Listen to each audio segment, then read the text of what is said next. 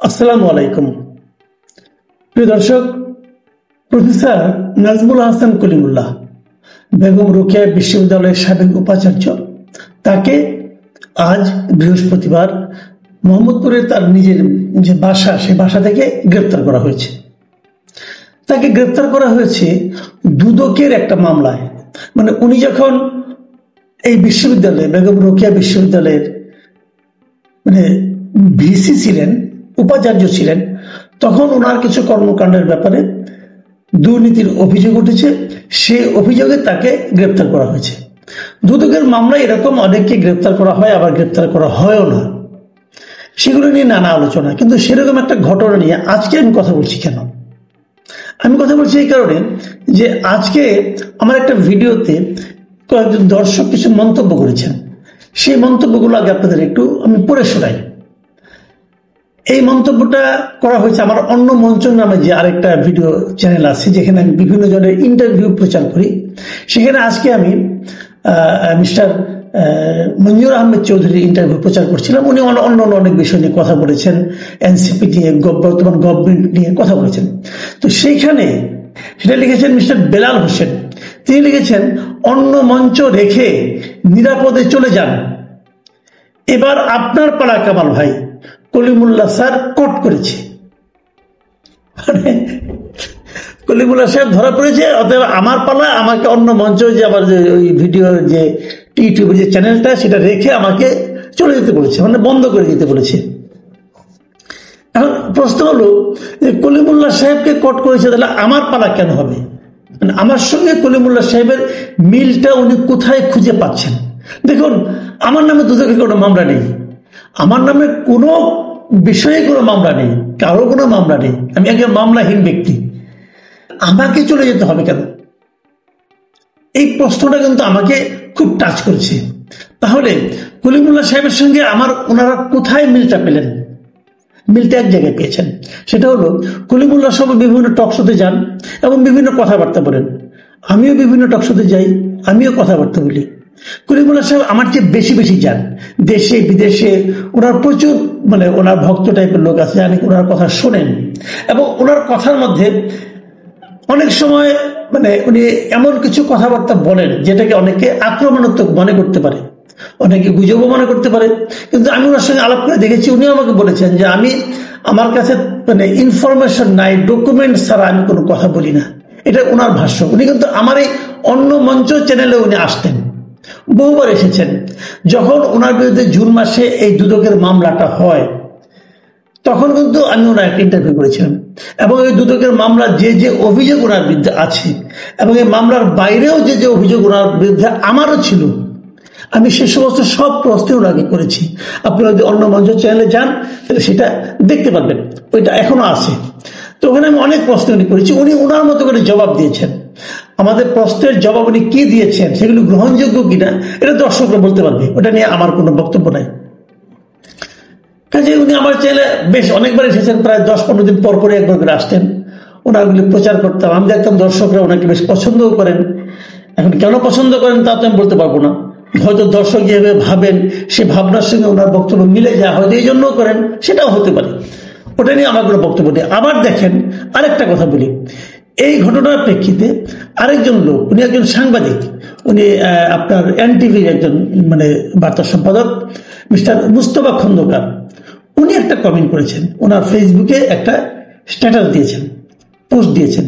সেখানে উনি লিখেছেন, গুজবের ফ্যাক্টরি কলিমুল্লাহকে গ্রেফতার করায় আইন শৃঙ্খলা বাহিনীকে সাধুবাদ। মানে উনি কলিমুল্লাহ সাহেবকে গুজবের ফ্যাক্টরি হিসেবে অভিহিত করেছেন। যেহেতু কলিমুল্লাহ সাহেব প্রচুর গুজব ছড়ান এবং উনি গুজবের ফ্যাক্টরি, ওনাকে যেহেতু আটক করা হয়েছে, এই জন্য যারা আটক করেছেন তাদেরকে উনি ধন্যবাদ দিয়েছেন। কিন্তু মুস্তফা খন্দকার সাহেবকে আমি জানি না উনি কেন এটা লিখেছেন। আমার কাছে ওনার লেখাটা মানে এই জিনিসটা পছন্দ হয়নি কেন সেটা আমি বলি। ওনাকে তো এই গুজবের কারণে গ্রেপ্তার করা হয়নি। ওনাকে যদি আপনি যদি মনে করেন উনি গুজবের ফ্যাক্টরি, আপনি যদি মনে করেন ওনার কথাগুলি গুজব, কোনো তথ্য নাই, কোনো ভিত্তি নাই, যদি মনে করেন আপনি, তো সেক্ষেত্রে ওনাকে যদি এই কারণে গ্রেপ্তার করা হতো তাহলে আপনি আনন্দিত হতে পারতেন। তা তো হয়নি। ওনাকে গ্রেপ্তার করা হয়েছে আরো অনেক আগের উনি আপনার রোকেয়া বিশ্ববিদ্যালয়ে ভিসি ছেড়েছেন, সেটাও তো প্রায় কয়েক বছর হয়ে গেল। সেই সময়ের একটা ঘটনাকে কেন্দ্র করে গত মাসের মানে জুন মাসের 15 তারিখ ওনার বিরুদ্ধে মামলা করা হয়েছে এবং সেই মামলায় ওনাকে আজকে গ্রেপ্তার করা হলো। এখন আমি যদি বলি যে উনি ওই ভিসি পদ ছাড়া উনি যখন ভিসি ছিলেন তখন মনে করা হতো উনি হয়তো সরকারের সুবিধা মানে আওয়ামী লীগ সরকারের সুবিধাভোগী একজন লোক, এবং ওই পদ ছাড়ার পরে আমরা দেখেছি গত সরকারের আওয়ামী লীগ সরকারের শেষ দিকে উনি কিন্তু আওয়ামী লীগের প্রচুর সমালোচনা করতেন এবং সেগুলিকে লোকে বাহবা দিত। যদি গুজবের ফ্যাক্টরি হয় তাহলে তখনও গুজব ছিল, তখন সেটাকে সবাই বাহবা দিত। আবার যখন এই গভর্নমেন্ট আসলো, মানে ইউনিসের গভর্নমেন্ট আসলো, তখনও উনি অনেক কথা বলেন যেগুলো নাকি সরকারের সমালোচনাই হয়, সরকারের বিরুদ্ধে যায়।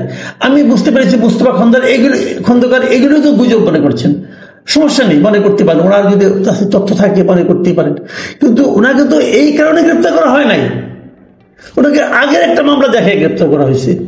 আমি এই যে প্রবণতাটা, এটাকে আমি অপছন্দ করি।